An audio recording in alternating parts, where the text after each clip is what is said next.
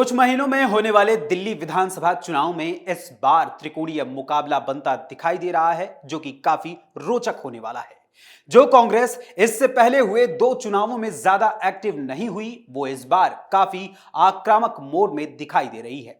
इस बार जहां भाजपा दिल्ली विधानसभा चुनाव के लिए अपनी पुरजोर तैयारी कर रही है, तो वहीं कांग्रेस की ओर से आम आदमी पार्टी के संयोजक अरविंद केजरीवाल को घेरने के लिए आरोपों की एक लंबी फेहरिस्त तैयार की जा रही है और उसको मीडिया के सामने रखा जा रहा है, जो इस बार के दिल्ली विधानसभा चुनाव में आम आदमी पार्टी के लिए एक ऐसे चक्रव्यूह का रूप ले रही है जो दिल्ली का सीएम बनने का ख्वाब देखने वाले अरविंद केजरीवाल की जिंदगी में लाने वाला है एक नया टर्निंग पॉइंट।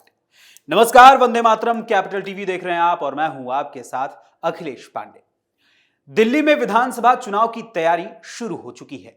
आम आदमी पार्टी, भारतीय जनता पार्टी और कांग्रेस सभी दल मिलकर जमकर इस चुनाव की तैयारी में लगे हुए हैं। इस बीच कांग्रेस पार्टी भी आम आदमी पार्टी और अरविंद केजरीवाल पर हमलावर हो गई है।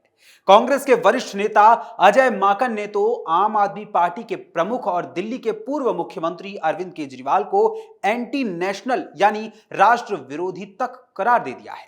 इसी के साथ ही अजय माकन ने यह भी कहा है कि लोकसभा चुनाव 2024 में आम आदमी पार्टी के साथ गठबंधन करना कांग्रेस की एक भूल थी, जिसे अब सुधारना जरूरी है। माकन ने बताया दिल्ली की दुर्दशा का कारण।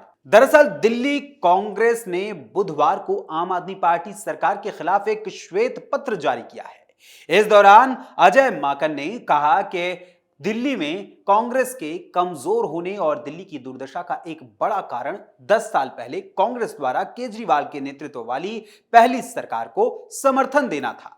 हालांकि अजय माकन ने यह भी कहा कि उनके ये निजी विचार हैं। माकन ने केजरीवाल को बताया फर्जीवाल। कांग्रेस नेता अजय माकन ने बुधवार को अरविंद केजरीवाल की चुनावी घोषणाओं पर निशाना भी साधा।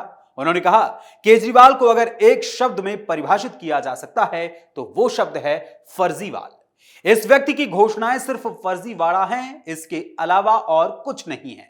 माकन ने कहा कि केजरीवाल इन कामों को पंजाब में करके दिखाएं, क्योंकि वहां तो कोई उपराज्यपाल भी नहीं है। माकन ने सवाल किया कि केजरीवाल फर्जी वादे करके लोगों को गुमराह क्यों कर रहे हैं।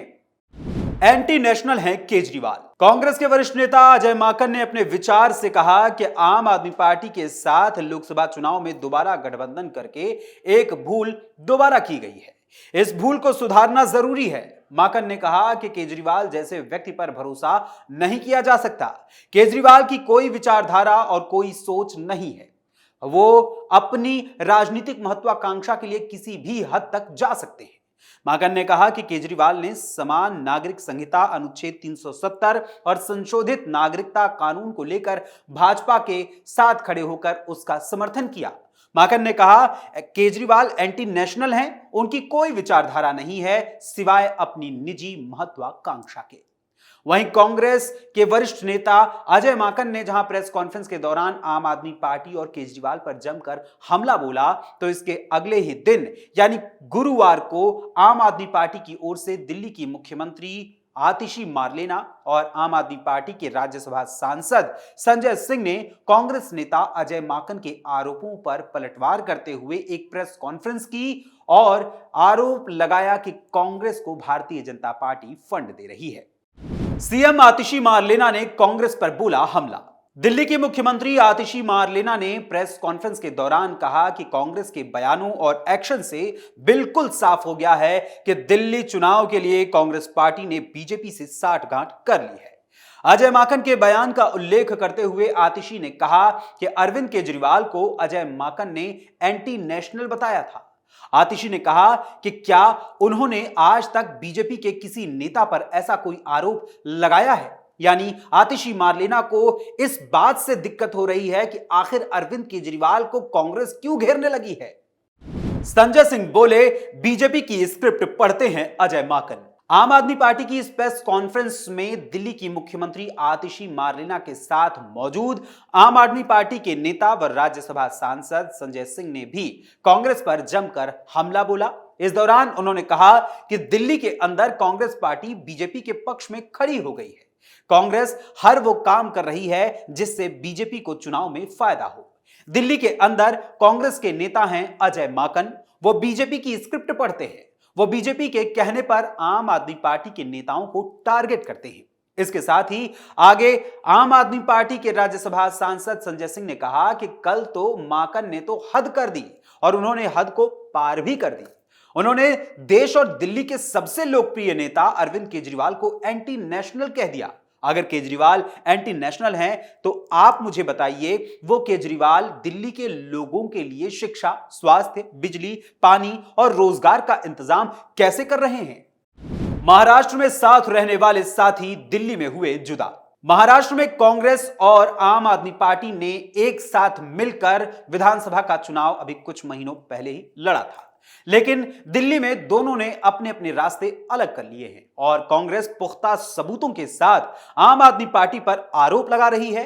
जहां कांग्रेस के वरिष्ठ नेता अजय माकन ने केजरीवाल को एंटी नेशनल करार दिया, तो वहीं आम आदमी पार्टी की ओर से दिल्ली विधानसभा चुनाव 2025 के लिए जो 2100 रुपए देने की घोषणा की गई थी, उसे लेकर दिल्ली सरकार के ही महिला एवं बाल विकास विभाग की ओर से जारी किए गए नोटिस में ही कहा गया है खुले तौर पर कि केजरीवाल ने 2025 दिल्ली विधानसभा के लिए यानी चुनाव के लिए किसी प्रकार की कोई घोषणा जारी नहीं की है।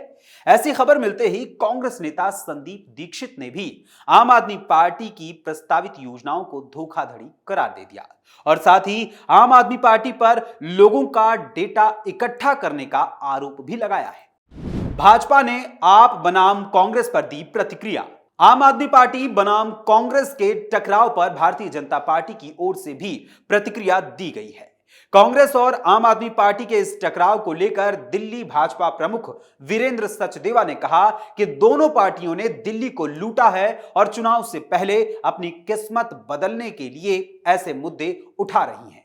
वहीं इसके साथ ही दिल्ली भाजपा प्रमुख सचदेवा ने आम आदमी पार्टी और कांग्रेस पर हमला बोलते हुए कहा कि 15 साल पहले कांग्रेस ने दिल्ली को लूटा और अब पिछले 12 सालों से आम आदमी पार्टी राष्ट्रीय राजधानी दिल्ली को लूट रही है।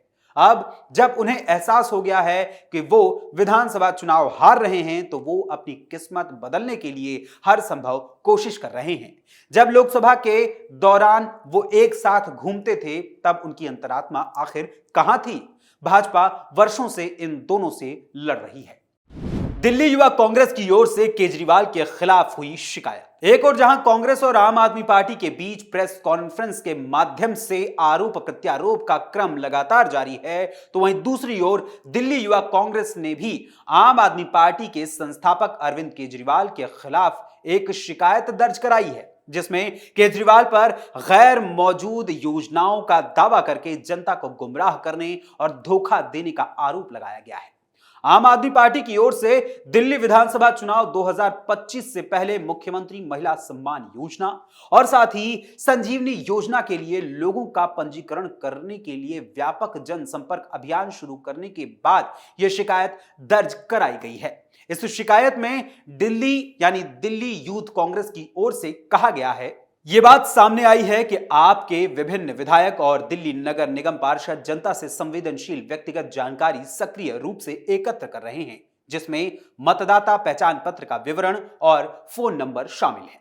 ये डेटा ऑनलाइन पंजीकरण प्रक्रिया के माध्यम से एकत्र किया जा रहा है, जिसके लिए ओटीपी सत्यापन की आवश्यकता होती है। कांग्रेस ने यह भी आरोप लगाया कि भ्रामक विज्ञापनों के जरिए आम आदमी पार्टी की ओर से सार्वजनिक धन की हेराफेरी भी की जा रही है।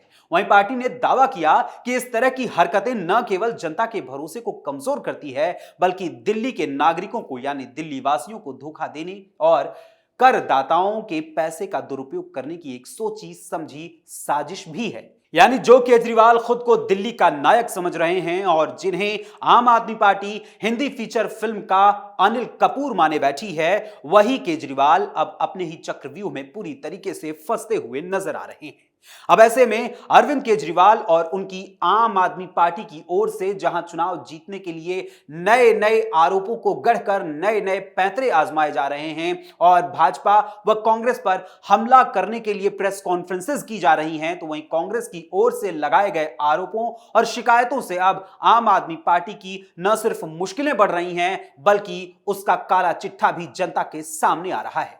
अब ऐसे में आम आदमी पार्टी की सत्ता को दिल्ली में फिर से मुफ्त की रेवड़ियों के सहारे जनता स्वीकार करती है या फिर अपने नेता का चुनाव उसकी नैतिकता या उसके नैतिक व्यवहार के आधार पर तय करती है और चुनती है, यह देखना दिलचस्प होगा। वैसे दिल्ली के विधानसभा चुनाव में बनते त्रिकोणीय मुकाबले को लेकर देश की जनता की क्या राय है, आपकी क्या राय है, हमें अपने कमेंट्स के माध्यम से जरूर बताइएगा। फिलहाल अभी के लिए टर्निंग पॉइंट के आज के इस अंक में बस इतना ही। टर्निंग पॉइंट के अगले अंक में फिर मुलाकात होगी किसी और खबर, किसी और मुद्दे, किसी और विषय के साथ। तब तक के लिए मुझे अनुमति दीजिए। धन्यवाद। जय हिंद, जय भारत।